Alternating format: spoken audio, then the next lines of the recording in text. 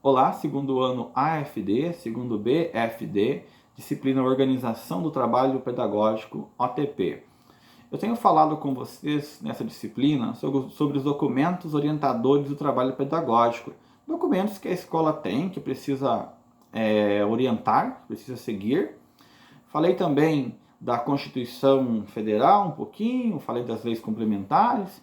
Enfim, nós passamos por toda a legislação desde a nível macro, relembrando o que você já viu no primeiro ano, e principalmente falamos acerca dos documentos da escola que impactam diretamente no trabalho de vocês.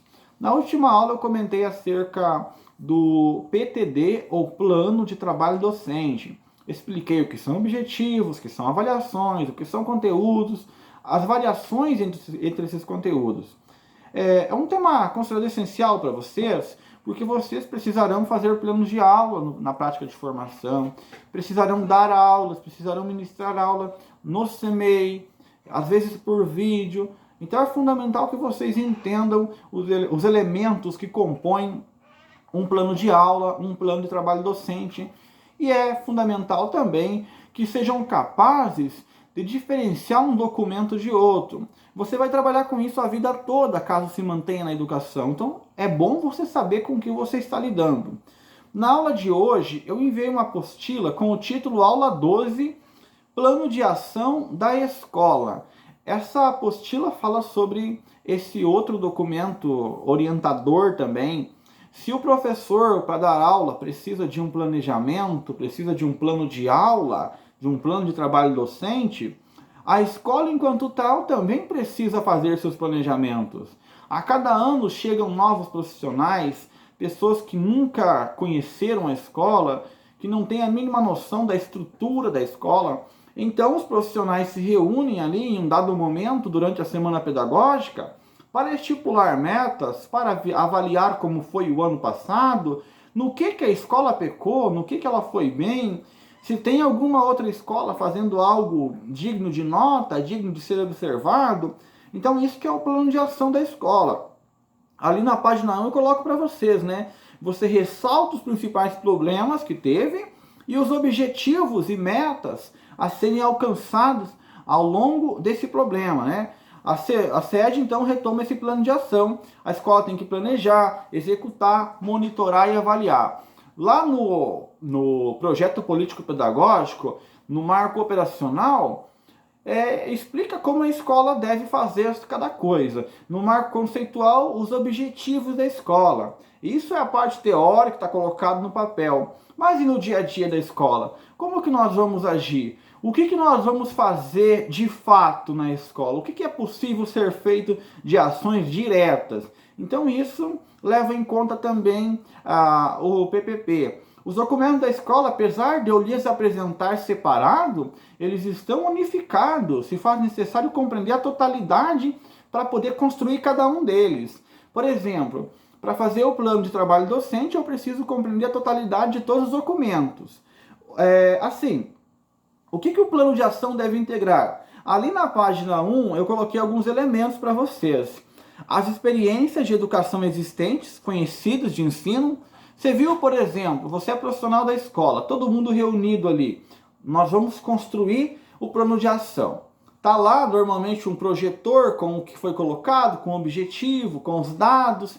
Vem a secretaria da escola com reprovou tantas pessoas, ficou abaixo da média, evadiu tantos alunos, a questão da estrutura foi assim, aquele barulho que tem na sala 2 atrapalhou o pessoal da sala tal. Então todas as discussões são trazidas ali de modo mais geral, E aí a pessoa fala, olha, na escola fulano de tal, para resolver o problema em relação a tal aspecto, eles fizeram isso.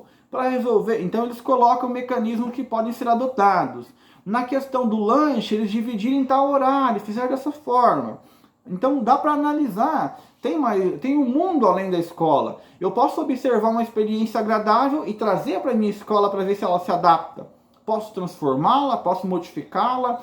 O professor, o secretário, a menina da limpeza, o rapaz da limpeza, qualquer um deles podem trazer informações para serem discutidas e aprimorar. Diagnóstico do contexto escolar, partindo de uma leitura da realidade escolar, identificando as necessidades e o potencial da escola. O que eu tenho, o que eu posso fazer? Com esse espaço que eu tenho na biblioteca, como que eu posso organizá-la? Com esse espaço na sala de computação, qual que é o melhor meio de obter o máximo de resultado? Como ampliar o número de leitores na escola? São questões ali que podem ser colocadas. Planejamento de ações educativas, articulando metas e objetivos. Eu quero que o IDEB suba de tanto para tanto. Fundamentos, estratégias metodológicas, o que nós vamos fazer? Bom, cada equipe diretiva, quando ela se candidata à direção, ela faz um plano de ação, um plano de propostas que promete fazer, né? Então, o plano de ação é a avaliação, na página 2 ali, do que foi feito, do que deu errado, do que pode dar certo na escola, mas não apenas de uma visão isolada. É o momento de observar tendências e práticas inovadoras ou tradicionais. Já comentei isso para vocês. Como que eu avalio a escola?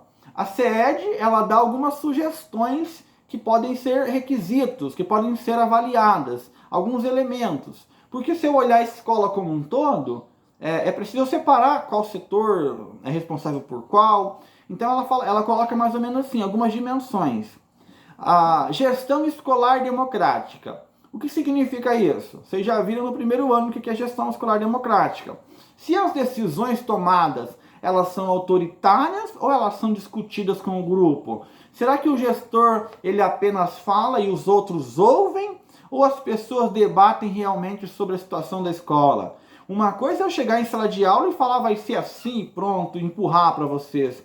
Outra coisa é eu chegar no meu entorno e convencer, conversar, debater com o pessoal e construir algo coletivamente. Por que a gestão democrática é tão importante? Quando você chega numa reunião pedagógica e você oferece, você fala, vamos discutir sobre algo, e aí o fulano traz uma ideia, o ciclano traz outra, e nós formamos uma ideia, normalmente a pessoa que formou a ideia, ela está mais apta a concordar. Agora, quando um gestor chega carrancudo, dando broncas, falando vai ser assim, provavelmente ele vai levar a escola sozinho, porque as pessoas não vão comprar a ideia dele. Gestão democrática é princípio constitucional. A equipe diretiva, a equipe gestora é obrigada a ouvir os seus partícipes, os seus colegas, não importa a condição em que esteja. É hierarquia em relação aos demais? É evidente que é. A gestão escolar é a hierarquia da escola. Eles estão a um nível hierárquico acima de qualquer profissional. Todavia, eles devem também consultar os profissionais antes de tomar decisões. Eles não são os donos da escola. Prática pedagógica. O que está dando certo, o que está dando errado.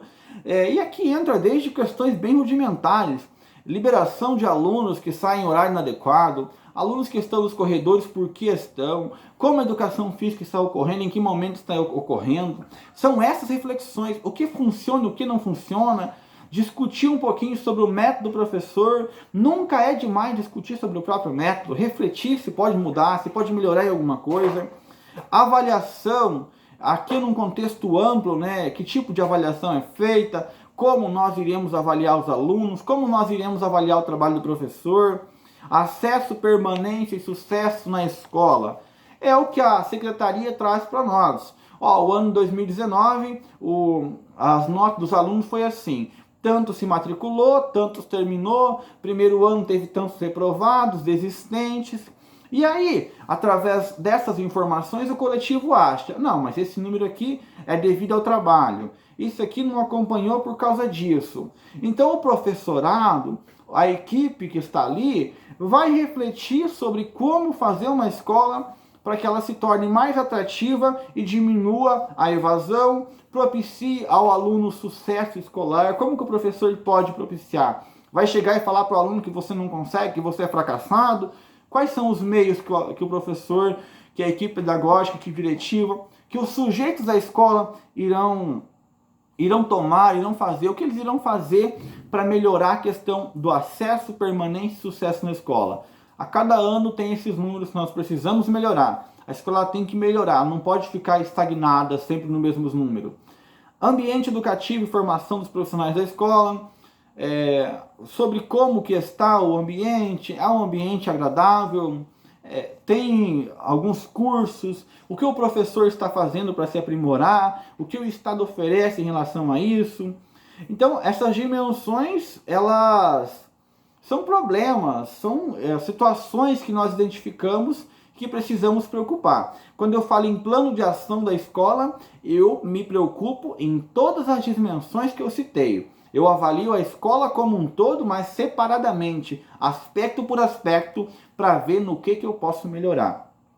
Bom, ali na página 2 ainda, acerca da elaboração do plano de ação, tem alguns critérios que nos auxiliam o que nós queremos da escola, né? Daí uma visão crítica e política da educação, alguém capaz de refletir, de melhorar, universalidade, a ética e a cultura democrática, multiplicidade de possibilidades de ações, respeitar as pessoas, constatação de interações, articulação das relações escolares, práticas sociais, enfim, até na página 3 ali, tem muitos elementos que hoje estão na Constituição. A maior parte dos objetivos da escola previstos no plano de ação são objetivos práticos, mas que têm fins determinados, né? Formar um cidadão com respeito à cultura, promoção do diálogo intercultural, um cidadão que venha denunciar, por assim dizer, as desigualdades, que trabalhe em favor da diversidade, dialogando, permitindo a formação de cidadãos que sejam íntegros em todos os aspectos. Esse é o ideal do plano de ação da escola. Eu espero que você tenha entendido o que é esse documento. Fica claro para vocês? O plano de ação nada mais é do que a definição dos objetivos, das metas, com base no diagnóstico que nós tivemos da escola. Por exemplo, ano passado tivemos a situação de tantos abandono. Eu vou diagnosticar os problemas existentes na escola e vou propor metas práticas, imediatas para solucionar esse problema. Não é uma visão a longo prazo, é uma visão imediata, né? Os fins são a longo prazo, mas as ações têm que ser imediatas. O que nós vamos fazer nesse ano? E aí, ao chegar ao final do ano, você tem que refletir de novo. O que nós conseguimos cumprir daquele plano de ação de 2019? Cumprimos alguma coisa? O que dá para melhorar desse plano de ação? É isso. Ano a ano, semestre a semestre, vai depender da equipe ali que está coordenando, da equipe gestora. Nós temos que discutir sobre o que estamos fazendo, para onde estamos indo. Não é um fazer que não é avaliado. Então, o plano de ação, para explicar de modo resumido, é uma avaliação diagnóstica do que a escola fez em dado período, do que ela pode fazer no próximo período que se aproxima. Tranquilo? No próximo que se aproxima ficou boa, né? Do que ela pode fazer. É uma avaliação do que deu certo, do que deu errado e do que é possível ser feito. Tranquilo? Qualquer dúvida, posso perguntar.